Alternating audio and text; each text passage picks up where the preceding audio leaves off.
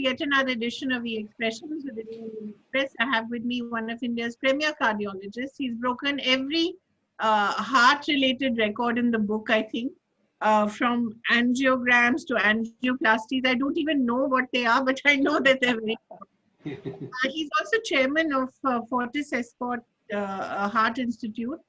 And really one of the key people who's helped us understand and come to grips with this COVID crisis. And he's been at the forefront of explaining things to people, of spreading awareness. So welcome, Dr. Seth. I know you're very busy, but it's a real pleasure and privilege to have with us. And of course, your old friend, Mr. Chawla, whose heart is in very good condition, I think, partly because of you. Dr. Seth, I'd really like to start off asking you by saying 6 months on, how much do we know of this disease? How much do we know of the precautions we have to take? And really, how do we now learn to live with it? Because that seems to be the new normal. Thank you very much, Kaveri, and good evening, Mr. Chawla. It's just indeed a pleasure to be with you all and having this conversation. Mr. Chawla's heart. You're seeing me on the. Yeah, sorry. I was saying Mr. Chawla's heart is young. So he's a young person, and there's no reason for him to be in any. But you're always very raring to go. So you're so right about COVID. I mean, it's an unprecedented form of an infection by a very new virus. And even now, many a times we think that we come up with surprise new learnings around this virus. When you really think of the fact that this is absolutely a submicroscopic and arguably even a non-living particle. And when you think of a non-living particle creating so much of havoc that it stopped every country in its tracks, it stops everybody's life in its tracks, it actually brought the whole world to a standstill in an unprecedented manner, which we never ever imagined even in our dreams. It's weird sometimes to think that it just shows how much we don't understand about many aspects of the creation of this world, the creation of these objects, how they can affect us. And science is still researching on this particle every day. Perhaps the largest number of papers which ever came out on anything was COVID in a short while. So while we talk about the virus multiplying, we've also talked about literature multiplying, we've talked about knowledge multiplying. And while we sit here at 6 months from here on, there are certain facts that we've got it right, we understand better. But still there's a whole load that we don't understand. For example, what we do understand is the symptoms, and certainly we as humans, what precautions can we take to avoid getting it? But what we don't understand is any aspect of its treatment. In fact, we're still away from its prevention. We don't understand how long this virus is going to be with us.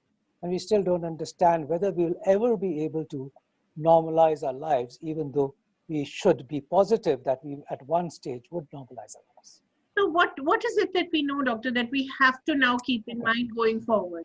So let's very, very clearly we know that it's almost like a common flu, right, and clearly spreads by droplet infection, which means that it has to be a cough or a sneeze where droplets actually get to another person and go and enter through the face, which is nose, mouth, or eyes. Now, there's been concerns regarding whether it actually floats in the air, whether it's air spray. Well, those are unproven, I would say. And we would actually have to start understanding that droplets is what we're preventing ourselves from. And therefore, the issue around wearing masks is related to the fact that I hold a responsibility, not just of protecting myself and preventing the droplets from coming to my face or putting my hands, which could get infected from any of the surfaces, to my face, but I also have an equal responsibility towards everybody else of not passing those particles, which I may have, to someone else. So this whole issue about masking, and I would actually say appropriate masking, and that's another thing which we've learned, is that we cover our nose, we cover our mouth, and not just hang a mask in our neck as an ornament, which is so important. We not just owe it to ourselves, we owe it to everybody else. Right. It is a civic duty. In fact, I would say that it's a criminal offense not to mask yourself appropriately. The only reason you, Mr. Chawla, myself are not masked at this moment is because we're alone in our room. But the moment we step out, we have to wear a mask. The second thing about what we've understood is the physical distancing. And this, by the way, I want to explain this also, that this arbitrary of 2 meters or 6 feet, etc., is all arbitrary. In a controlled lab-based atmosphere, it's been seen that your cough droplets go as much as that. But if you had a wind behind you and you were standing there, the droplets may actually go for 10 feet. If it's a closed atmosphere with air conditioning in a closed room, it could actually be even longer. So it's not as if 6 feet saves you and 5.5 doesn't save you and things like that. Distancing is here, that you be as far away and not close to each other. And the third aspect is, it has trained us now. The good part of it is that we now do namaste. All those hugging, etc., are gone across the world. Chahe wo salam ho, chahe namaste ho, chahe sat sri akal ho. It's all here, and this is all cultural. And of course, we wash our hands, keep ourselves clean, sanitize as much as possible, and those are good things. So there are certain good things which have come out of our learnings. But the other thing that we've also, so we've realized this, and I think that perhaps this part is the most important. And of course, we've realized the symptoms, which is, initially it was just thought that it could just be a common flu or a common cold. Yes, that still exists. Ki fever aa gaya, khansi aa gayi, zukam aa gaya, sardi aa gayi. But interestingly, even loss of taste, loss of smell, both can occur even a couple of days prior to developing the virus. Asymptomatic situation, which we didn't know earlier, is coming more and more to the front. People can actually be asymptomatic and still spread the virus. And of course, mild diarrhea and gastroenteritis-like symptoms are again one of the presentation features. And yes, strokes and heart attacks are also presenting features of this virus. So more has come to be known about the presentation. And I think these two are the firm knowledges that we have at the moment. Doctor, we talked about the social and cultural changes. What are the medical aspects of this? What are the things in our healthcare system that COVID has exposed for us and has shown us that this is the moment now where we have to fix it? Otherwise, it'll be too late. So Kaveri, you're so right. For the first time, I saw people talking about healthcare, the infrastructure, what do we have and what do we don't have, what are the value of a doctor or a healthcare worker for that matter. Recently, over the last few years, doctor became a profession which was being bashed often and more easily. And in fact, the confidence on the medical profession had gone down due to isolated instances, of course, but that gets spread around more it seems that it becomes the norm rather than the exceptions. And that's the perception that patients and public started having. So certainly it brought those issues to the forefront. But what it also showed the various gaps in healthcare. Now, let's first understand that nobody expected that we would need such vast amounts of healthcare, infrastructure, equipment, as has been seen in this pandemic. Even the West, which is usually far above in its healthcare spends as well as healthcare infrastructure, could not cope up with the infection, with the COVID-19. So, but it actually drew attention to that. I think that's what the issue is. It did not draw attention to the fact that our healthcare was inadequate, because even the Western healthcare became inadequate. But it drew attention to 2 or 3 things. First was, yes, healthcare is important. Healthcare workers do sacrifice their lives for taking care of the patient. And thirdly, we certainly need to have indigenous manufacturing and indigenous protection or the readiness for it, almost like we do in a war, where we should have the readiness and be able to ramp up rapidly if such issues were to arise. And I think those were the very important ones. But, as a country, we've been devoid of policies for such things. Atmanirbhar is extremely good, but Atmanirbhar should have been there much earlier than this and should have been there much earlier than this. For that, one needs to really revamp policies in a huge way so as to make it entrepreneur friendly, for them to be friendly to research and innovations, and then for it to be rewarding for research and innovations, to say that we're actually going to have an all-round emphasis on creating a great infrastructure of healthcare. Doctor, I will ask you one question here. You're speaking about the infrastructure, healthcare is not sufficient enough in India. Right.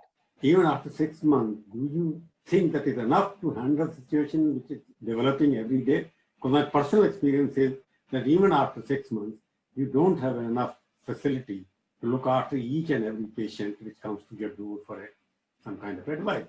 So there are 2-3 aspects of infrastructure. There's no doubt that nobody could actually understand the path to chalk out. This was a purely untrodden area. And in fact, some of the actions which were taken in the West, we are lucky that we didn't follow them, because actually what we saw happening in the West was a late realization of the infectivity process till the infrastructure got overwhelmed. And this is the most advanced infrastructures that we're talking about, overwhelmed by the visuals of what we saw of deaths happening in huge numbers. In fact, it's of situations where numerous patients were flooded, trying to be ventilated and ventilation being rationed, and cemeteries having lines and queues of people to be buried. That was what the visuals, and this is clear, this is not just visuals, this was my conversation with my cardiology colleagues in the United States, where all hands were on the ground, everything had stopped, everybody was treating COVID, and there were scores of patients in COVID. When we actually see those deaths and the number of deaths we died, we actually felt that we should not follow that route and take the route of early lockdown. And I think what it did for us, it's not so much as the spread of COVID, which as you unlock is going to happen, but it actually firstly taught us a lot more about COVID. It gave us time for the public to start realizing the scourge of COVID. What can it take to actually prevent it? What are the precautions one needs to take? It also helped us to actually think of, at that time, an N95, a PPE was a 1-week waiting list and would cost us 2,500 rupees. And when we got our first 200 PPEs at that time, that's what it took us. Now the PPEs are available for 185 rupees, and you can actually have as many as you want. It helped us to ramp up those sort of production issues, which even the West was suffering from. In fact, the West suffered from a lot of doctors catching COVID because inadequate PPEs and inadequate N95, they were always relying on China to provide them. The second aspect which happened was, of course, that it gave us time to say, how do we actually how do we fight this virus? So there were a few aspects which arose. The treatment options became more, and the treatment guidelines, even by the way, even till now, that there's only 1 or 2 drugs which can cure COVID or which have actually saves lives in COVID. But at least the protocols became more defined. Earlier, what were we saying? We don't know what to do. Let's just use anti-AIDS drug, any antiviral drug. Oh, let's start using chloroquine. We were repurposing drugs. Every protocol in every center was different. AIMS had another protocol, and yet Boston had another protocol, and Cedars-Sinai would have another protocol. Now, it's all much more defined and refined. So we are now able to actually treat our patients more systematically, knowing when to use which drug, rather than use a drug later. We know it or what time to use it now. And thirdly, of course, that we knew that unlocking would expand the virus, but we were able to at least create more beds, create more ventilated beds, create more ventilators. And also, one of the biggest things which came in, by the way, is 100% of the patients of COVID would be admitted in the beginning because of lack of understanding and would only go out of the hospital when 2 COVID tests 48 hours apart were negative. Now, majority of the patients are actually being treated in isolation at home, understanding that this can be done, that there are indicators when a patient should be admitted, and who are the patients who should be treated in hospital. So, Chawla Sahib, you're right that if we said, let's admit all the patients, then we would actually be devoid of the beds. But even at this time, as we talk today, we know that beds are vacant even in Delhi. Even in our hospital, which has 100 beds for COVID, we have available beds. And that's because moderate and severe patients are being admitted to the hospital. The ones who require most care, which probably constitutes 5% of all COVID patients. And then, of course, there's a huge population which is quarantined and being treated at home. Doctor, what I meant was that even level 2 and level 3, which are the serious cases, basically, right. Level 2 people require oxygen, and level 3 go to the ventilator. But I find from my personal experience that you have to call a big person to get a person admitted into a good hospital like yours or anybody else, even if you have the bed. People are waiting outside. What I meant, when so much of time was available, right, created infrastructure, you got PPE, but patients still, if they are not, they are willing to pay, but they are patients who can't be admitted because you have a shortage of doctors or what, I don't know. You're sure? No, that cases, absolutely. People have to call at the top level to get admitted into us. Yeah, you're now got, you're saying that's absolutely correct. See, just beds and putting in beds is not net the bed strength. And somehow what we keep hearing and what we keep reading is X number of beds, but beds have to come with expertise, beds have to come with doctors, with nurses, with care, with other ancillary equipment and everything else. Yes, I think that we have to really take a stock of that situation, because we are hoping that the worst is over, but it's not going to be over for quite some time. And this is a regular stock check, regular stock taking, repeatedly putting in efforts, infrastructure, and ramping it up as we go along with a projection of a month and 2 months ahead. Otherwise, we will always be falling behind it. And so you're absolutely right. More care should be given. We shouldn't just think it's a bed issue. We should think that it's still an infrastructure issue. Right. And the infrastructure issue has a number of elements which have to be always looked at and accountability taken as we go along every 2 weeks to every month. And the projection have to be for the next 3 months. Doctor, another thing which I have noticed that there are different protocols for different hospitals and districts. Yes. CMS are made in charge of the hospital protocol. You may be having some chief medical officer in the government of Delhi, which may have prescribed certain protocol for you. Okay, level 2 person has to be in hospital for so many days. After so many days, you have to test them again. So this different protocols by different people all over the country. I've heard about 20 different protocols already. Yeah. Is that right? You are, see, at the end of the day, every state has been in a different stage of the disease process. And the disease did not percolate it always percolated at different time frames and is ranging at a different time frame. You saw initially that Kerala had it first, but it appeared that Kerala had it under control. And in fact, we used to then say, Delhi and Mumbai is going really bad. We should follow the Kerala model. Correct. Then we actually also started hearing, but we should follow the Bangalore model. They seem to have had very few cases, and you recall that conversations where the Bangalore model was being propagated. And then we see again that actually Delhi is sort of at the moment flattening after a huge, There's talk about Delhi model also. And that's right. Then there's talk about Delhi model, and then you go backwards, and the Kerala model again. Again there's a surge of cases, and they're rethinking the strategies. You see, India is a vast country. India is got a dense population. India's strategic models cannot be, it has to be individualized to that region and to that area.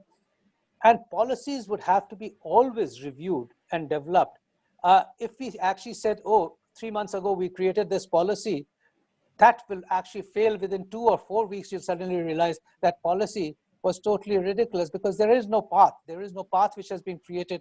It's intelligence at that particular point which says, this is what I know.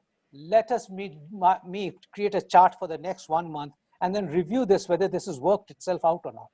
Otherwise, we cannot believe that we would actually, after all, many brains put together, have still not been able to chart out any path for any country, as you can see.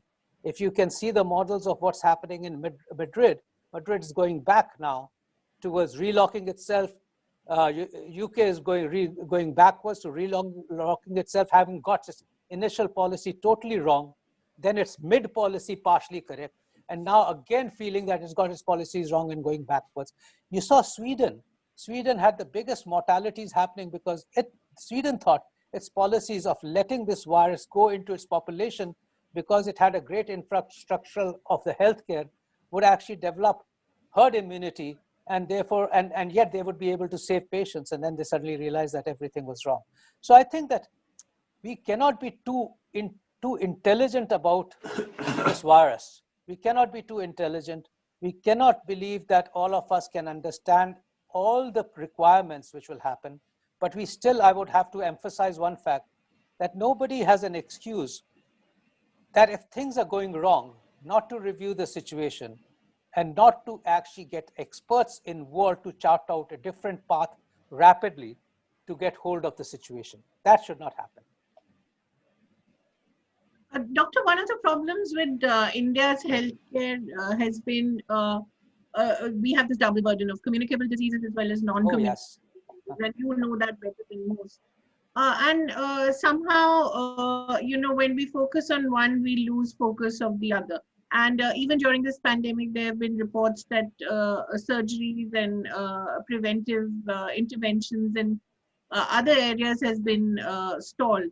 Is that so? Have you seen this in your case as well, that surgeries in other areas have actually suffered? People have actually not got adequate care?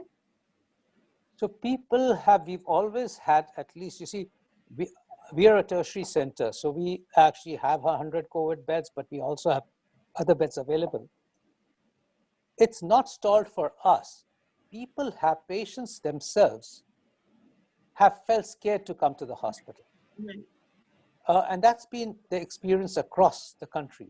So after the lockdown, of course, the concern was that the emphasis was of physical distancing, the emphasis was on taking care.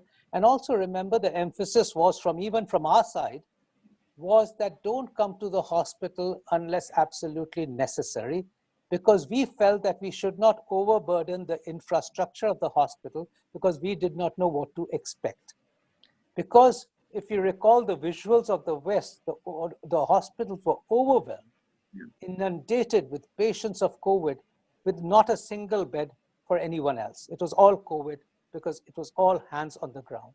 Even the cardiologists were treating the COVID, the anesthesiologists were treating COVID, even the gynecologists were treating COVID. Because at that stage, we ourselves told our patients, please stay away from the hospital, because we felt that we may need actually the infrastructure for COVID patients. However, that did not happen, and we still had beds. So as we unlocked, but the patients still felt very scared, and they still do, by the way, even as of today. As I sit in the OPD and I tell patients that they need the procedures, they still say that can't we postpone it for a couple of months when this COVID goes away. Right. So yes, in fact, at that time, it was also seen that the number of heart attack patients coming to the hospital, which is an absolute emergency where they have to come to the hospital, irrespective of whether they like it or not, actually also went down to 1/4. And whether people died at home, the Westerns do have figure that they also had a decrease in number of heart attacks coming to the hospital, but there was an increase in number of deaths from heart attack while at home. So patients did suffer from not coming to the hospital or from postponing their treatments. Our concern now is that if this continues, and certainly no system should be put down, which does not allow you to take care of non-COVID patients. Non-COVID patients need treatment. Non-COVID patients should have treatment. They, in fact, have equal right to have treatment. Everybody needs the right to have treatment for their illnesses. So there should be no actions of that sort which differentiates between COVID and non-COVID patients, apart from the bed creation for COVID patients, which cannot differentiate that a non-COVID patient cannot have treatment. Doctor, I saw the figure somewhere in Delhi, also in other states. Yeah. Number of deaths due to heart attacks and other diseases is much more than the COVID deaths. Is it correct? Absolutely. I mean, that has been there all the time. I can tell you the figures that nationally, 7,000 patients die from a heart attack. But at the moment, as you know, nationally, 1,000 patients die from COVID. So, Sometimes more. That's right. Yeah. And that is known. We don't pay that kind of attention to heart attack. No, I've said this openly in various forums of interviews, that every COVID death hurts.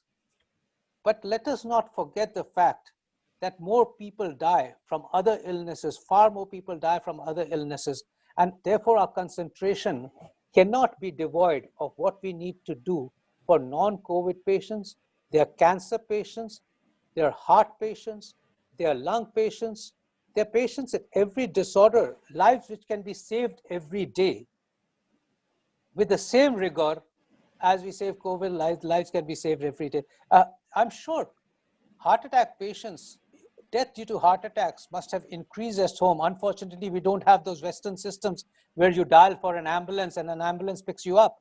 But Chawla, in the West, it's clearly documented where they dial a 911 and the only way they get to the hospital is by ringing an ambulance, which comes in 5 minutes' time. The time period showed, both in Italy and in the United States, that deaths from heart disease, heart ailments actually doubled during that time frame, in which heart attack patients decreased coming to the hospital. People suffered. That's what it was. And therefore, the emphasis clearly is, come to the hospital if you need to be saved. If you have a disease process which is getting worse, if you have an illness which requires urgent attention, you must get to see a doctor. If it needs admission, you must be admitted. If it needs treatment, you must be treated. Please do not ignore your symptoms. What we only say is, if you've got a routine checkup due, that can easily now be done on teleconsultations. It can be done on phone. It can be easily done. And a routine trip to the hospital can certainly be avoided at this stage. Doctor, I'm doing a different thing. I don't know the figures about survival rate of a heart disease patient. Correct. COVID, it is reaching almost 90% now, but you're getting it. What is the percentage of heart disease people whose survival rate? You must be doing better in India or anywhere. Right. So you're talking about heart attacks. Heart diseases, people suffering from heart attacks. That's right. Heart attack is one of the emergencies because heart disease can still progress over a long period of time. But a heart attack is an emergency, just like COVID becomes an emergency. Yeah. And at the moment, if a heart attack occurred and we were able to actually get to him in time, we would actually save 98% of them. So again, it just shows the fact. And as you can imagine, when I said 7,000 people are dying from heart attacks every day in this country, that's a huge number of people.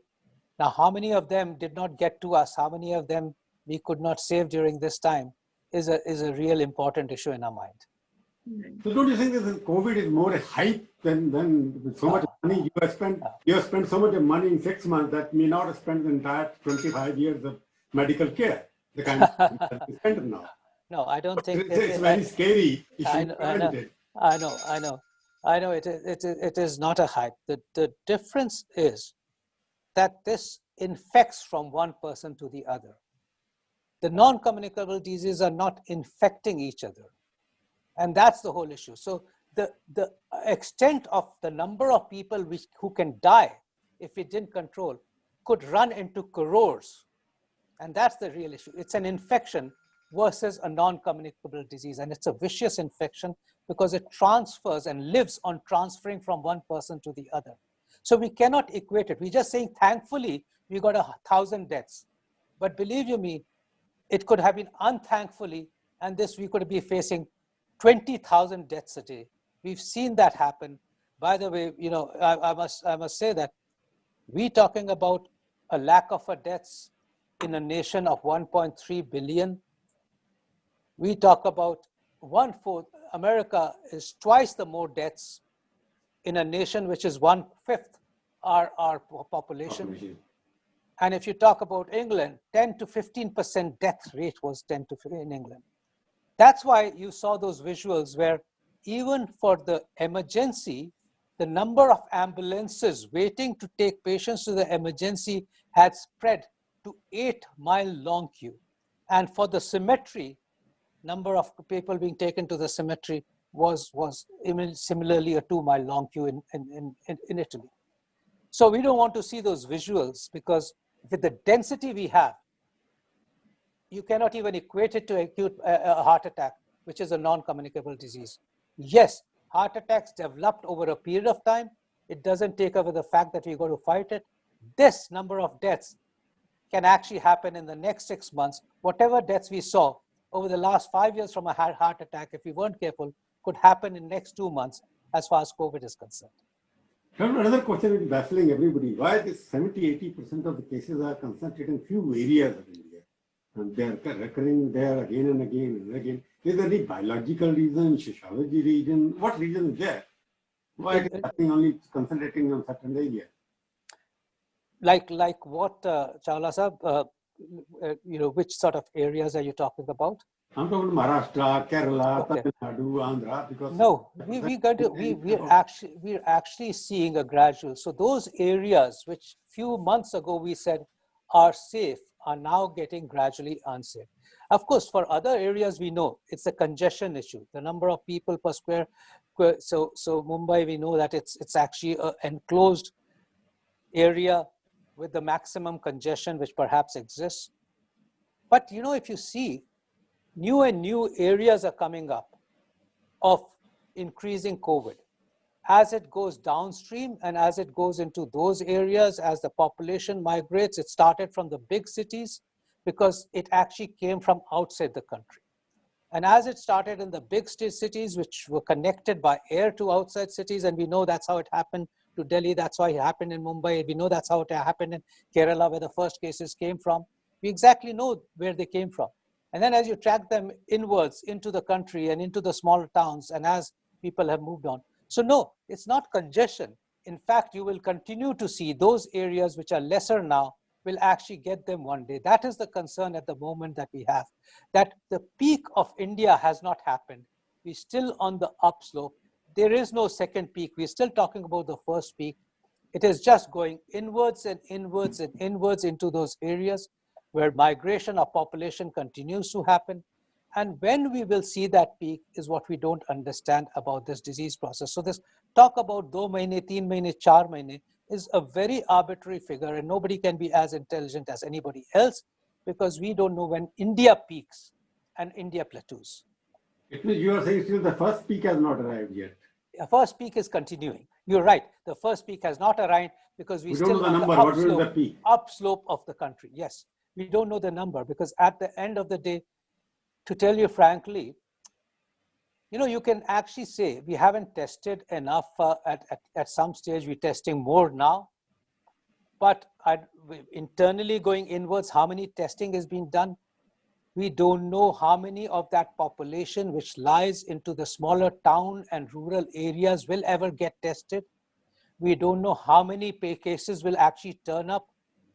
One thing we can show at least to some extent is partially are hard numbers, and unfortunately those are sad numbers, is a death. And death, unfortunately, cannot be hidden away anywhere. It comes in front of us. And if we just follow the death figures as a representation of the COVID which exists in the country, then at least those figures are not, you know, are representing at least some form of protection of the Indian people in some way or the other. Because if you actually understand the 1.3 billion all congested into perhaps second most or third most congested country in the world, one would actually think that this would be spreading like a wildfire, like a fire which could not be controlled with thousands of deaths happening on the street all over.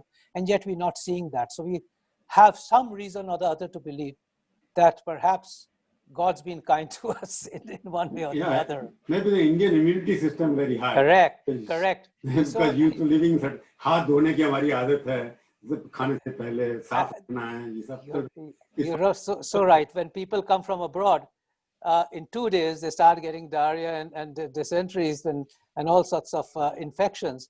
And yet the people who live here can eat from anywhere, eat anything on the road, can pick up a food from any hawker. And you know how much dust and things which exist there, and yet do not get infected. So there are a number of reasons, of course, younger population, innate immunity, BCGs, there are hypotheses all around. But yes, there is, all said and done, there is some protection happening to our population in this country. But the peak is going to be there. We just don't know how bad the peak is going to be. Doctor, I just wanted to focus your attention on the medical care. You said that, you know, for the first time, health workers and doctors were appreciated and their importance was understood. Going forward, what are the changes we can bring about in the medical education system to make the medical profession attractive as an option in a country where we still need so many more doctors and nurses? So firstly, of course, the medical, so let's start off with many aspects to this. You know, it's practically a revamp at the whole healthcare or the whole education system. And if we revamp healthcare, we've got to start thinking about how do we revamp education system. One thing is very clear. The doctors are devoted. The doctors are truly have actually given, and I say this for healthcare workers, not just doctors.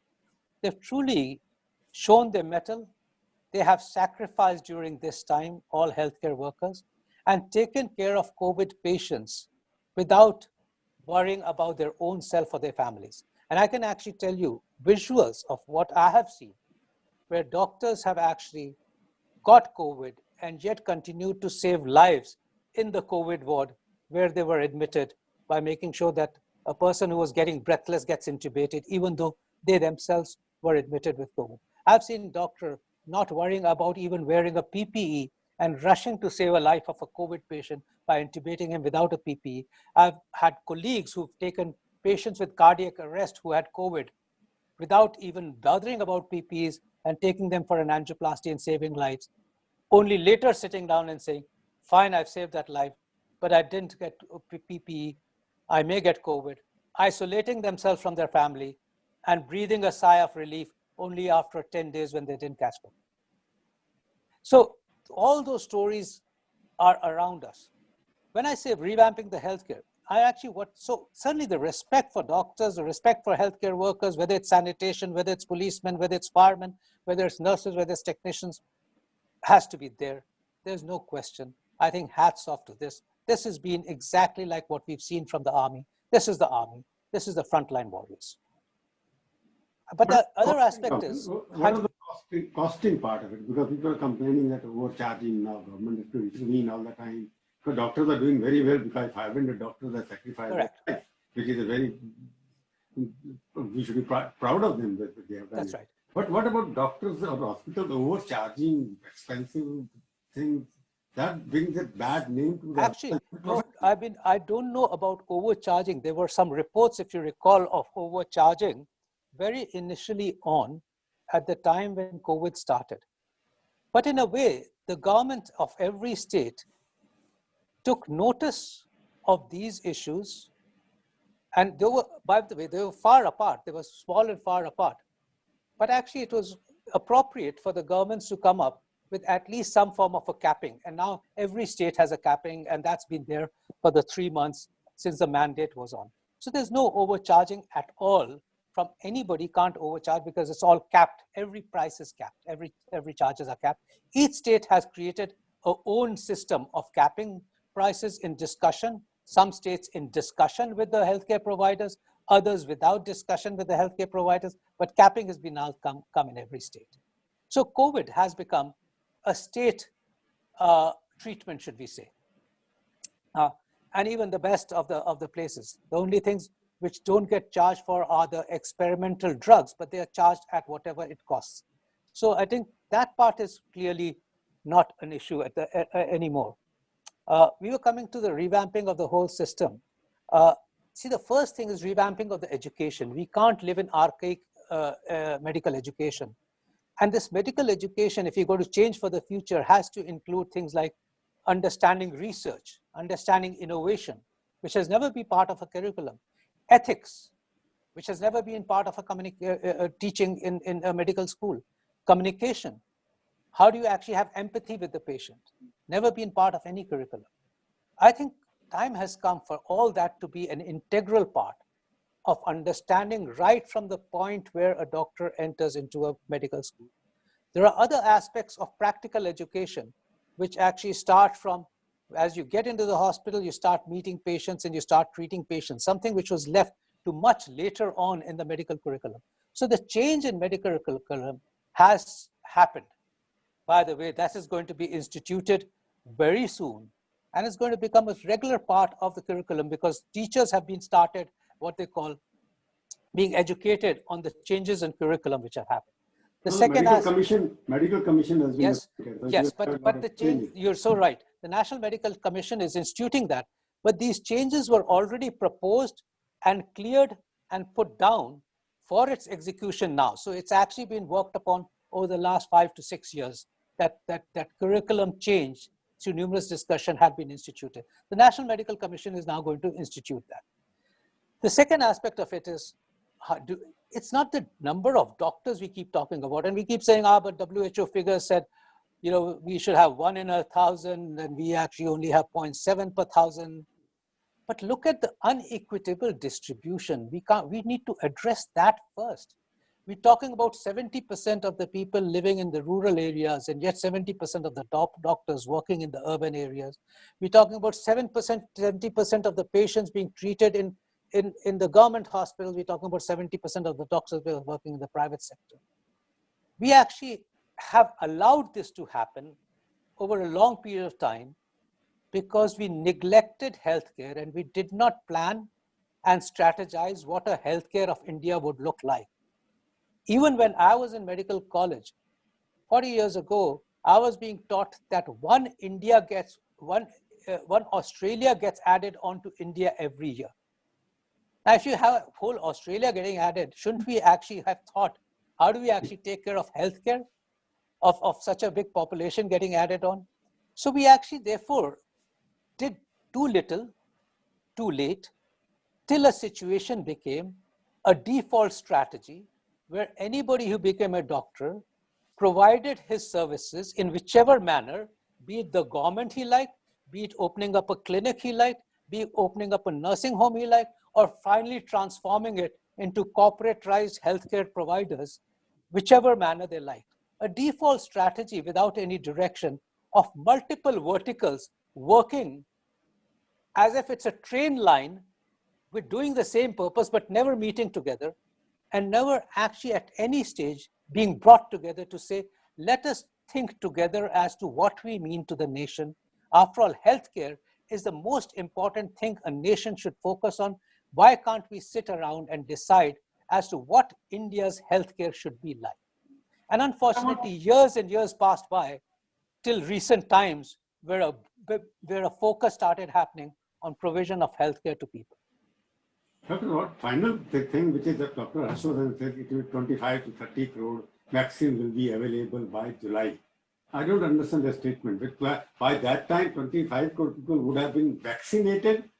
That is what he meant. And what do you think? What could be the protocol of distributing this vaccine? When will they be available? Because you must be part of the to this information. What is happening in that? What is happening in this is that, firstly, of course, we don't know which vaccine, but there's going to be the logistics also work on the type of vaccine, whether it's single dose or 2 doses of vaccine, because that's a huge logistic. Everybody's got to be vaccinated twice.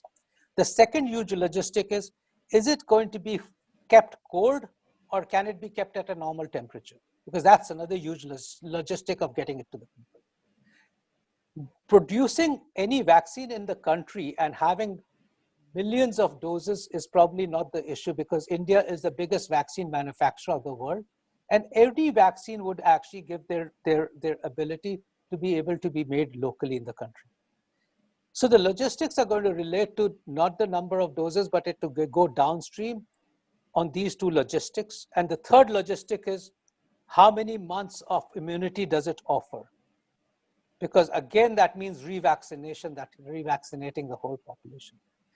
Till we come to know these three, the logistics is going to be huge, but it's going to start from it's going to start from healthcare workers, frontline healthcare workers, the one in immediate contact, the one with a distant contact, which is all healthcare workers, and all susceptible people, which is going to be above the age of 60 or 65, or those with immune suppression, etc. And then it's going to go downstream.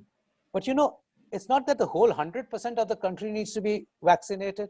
You get to 70% vaccination, you probably actually start this organism disappearing from the country itself. And we got to actually therefore imagine that logistics is going to be totally based on the type of vaccine and which vaccine and the immunity it offers. But it'll still take 1.5 to 2 years to complete any strategic task for a country of this size. And that's what it's going to start. We can't say when it starts, because it's only going to be when a robust vaccine does become available. And approximately, if you're going to talk about when do we think it'll become available? Yeah. We think that it'll become available in the first quarter or end of first quarter of 2021. So by the mid of 2021, we should be, because even the earliest vaccine, if it clears its trials and it's analyzed and accepted, is going to be by the December of this year, which means the logistics of subsequent approvals, etc., is another 3 months. And then comes the manufacturing and distribution and everything. So we really, I don't see a vaccine approaching us in a manner that we can actually have it by the second quarter of next year. Doctor, it doesn't mean the vaccine won't be available, but I'm actually getting vaccinated. Right. Doctor, there's always been a bit of a conflict, correct me if I'm wrong, between epidemiologists and cardiologists. Each one thinks they know the healthcare system better. Has this finally brought the two together in India? Because we've still seen a predominance of cardiologists in the policy making. So we shouldn't think of it as cardiologists. We should just think of it as intelligent physicians. The intelligent physicians, and I say, because it's while it's a respiratory system disorder, it goes through the mouth and affects the lungs. Therefore, much of it can actually come to be an intelligent physician's disorder. But Right. the epidemiologists are the ones who can actually, through their understanding, not the treatment options, but actually the preventive aspects of it in the community. That's why it's a think tank. And that's why I don't think, because it's a new virus, no one can claim to be an expert at it. Even the virologists, the epidemiologists, the infectious disease specialists, and the physicians, the respiratory physicians, the critical care, because a lot of patients who are serious are the critical care specialist domain, anesthesiologist domain. I think all of them have got together on multiple occasions at various time points to define how to tackle this COVID-19 disease and what do we actually project for the future and in times to come in terms of both management options and cure options. And by the way, I say cure options, there is still no defined cure for this virus. There's only one drug which has been shown to save lives, and that's dexamethasone, the steroid itself, which we use so commonly in every disorder. That's the only drug till now which has been shown to save life in COVID. Doctor, just a quick question, which is not exactly related to India, but we've seen Boris Johnson get it. We've seen now President Trump getting COVID. Will that finally convince politicians that they ought to invest in science, that they ought to invest in medical care globally? A very, very good question. I hope it does. That's what we can say.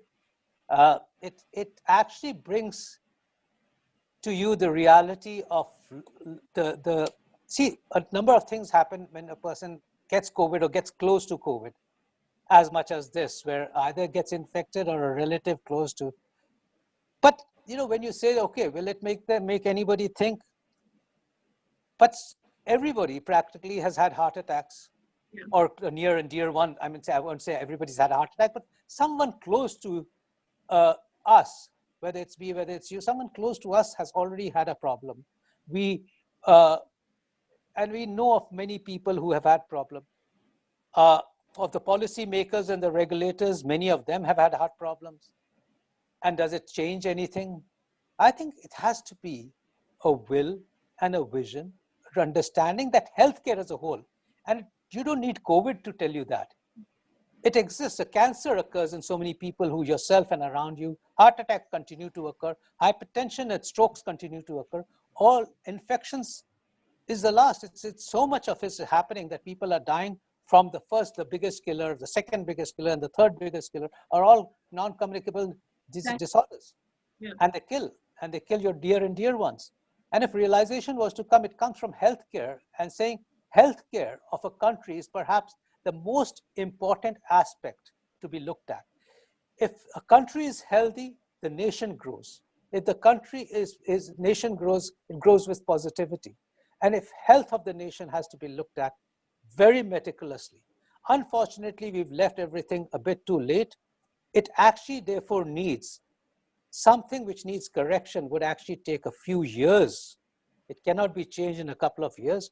No policies and no regulations will transform it in any manner, apart from actually believing that over 10 years' time, if there's a will, there's a way, we will see a new healthcare for this country, because the will and the vision has to be there. I certainly believe to tell you frankly, I certainly believe that the Ayushman Bharat has been a wonderful thing for at least providing that there is a reality which can be moved forwards. There's a reality on a path which we can take forwards. We still have to define that path year by year. We still have to sit down with every stakeholder to define it in a much better manner. But at least this all-round reality exists. It has good leadership. And I believe that can what transform the path, not in 2-3 years. I think that's a small time frame. And if it's going to be 2-3 years to define it, then it could be a shortcut. But if somebody tells me that can this path be defined over a 7 to 10 year period to transform the healthcare of this country, yes, it can be defined, because till now, we've only lived in default strategies of healthcare provision in this country. At least we have a firmer path and a vision ahead for defining healthcare delivery. Right. Mr. Chawla, last question. I want to ask you, Doctor, tell me one thing.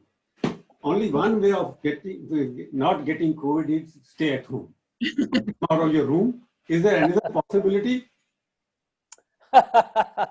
No. But there's so much of scare that I'll get out of my room and door. You're so right. I think what I want to emphasize in this last bit. I'm sitting here in my office. I'm feeling when I go back home whether I would have a COVID. No. I think the scare should not be there. The caution should be there. And yes, as we emphasize very clearly, masking and physical distancing is utmost important and utmost important. This is every time with absolutely. Me. I've got a sanitizer with me. 100%. Now, this is the new normal, you call it. But I will actually tell you one thing. I can never say that this is the new normal. It has to be the new abnormal. Okay.